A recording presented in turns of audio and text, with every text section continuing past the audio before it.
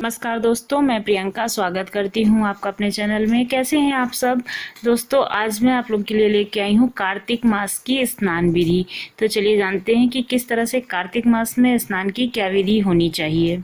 धर्म कर्म की साधना के लिए सदैव स्नान करने की तो आवश्यकता पड़ती ही है, और आरोग्य प्राप्ति और उसकी रक्षा के लिए प्रतिदिन स्नान करना भी बहुत ज़्यादा लाभकारी होता है।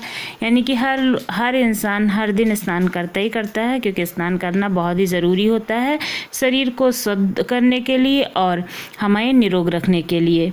तो लेकिन माघ, वैशाख और कार्तिक में प्रतिदिन स्नान करने का विशेष जो है वो महत्व होता है। कार्तिक के महीने में जितेंद्रिय रहकर प्रतिदिन स्नान करने से, एक ही समय में भोजन करने से सब पाप नष्ट हो जाते हैं।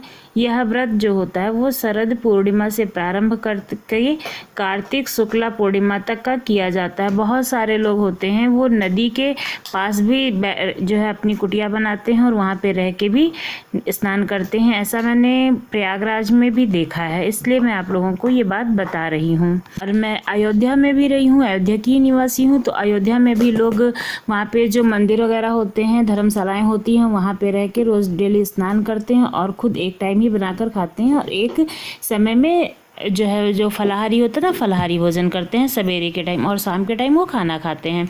तो ऐसा किया जा सकता है, लेकिन अगर आप ऐसा करने में सक्षम हैं तो। कार्तिक मास में ना दोस्तों, हमें कुआं, तालाब और नदी में जो स्नान किया जाता है वो ज़्यादा पवित्र माना जाता है, बल्कि जो घर के बर्तन होते हैं उनमें नहाने की अपेक्षा। जो कुरुक्षेत्र है, अयोध्या है, काशी है, इन स्थानों पर स्नान करने का अधिक महत्व होता है। जैसा मैंने अभी आपको बताया, मैंने अपनी आँखों से देखा है, उस चीज़ को मैं आपके सामने बता रही हूँ। और स्नान करने के लिए तालाब और नदी में अगर पूर्व हाथ, पाँव और सब अंग अच्छी तरह से धो लिया जाए, और आचमन करने के बाद में चोटी बांधकर, अगर आप पुरुष हैं तो, और अगर स्त्री हैं तो अपने बालों को ऊपर जूड़ा बना लीजिए। इस तरह से जल में कुछ से संकल्प कर जल और जप में संख्या न होना अधिक फलदायी माना जाता है।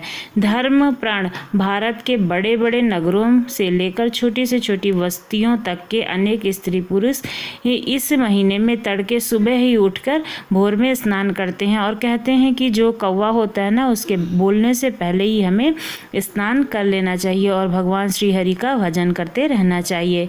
सायंकाल के समय देव मंदिर, चौराहे, गली, पीपल के जो वृक्ष होते हैं और तुलसी का जो पौधा होता है ना, उनके पास में लोग दिया जलाते हैं, और लंबे मास में लालटेन बांधकर किसी ऊंचे स्थान में आकाशीय प्रकाशित करते हैं। इस व्रत से स्त्रियां बड़े मनोयोग से भाग लेती हैं।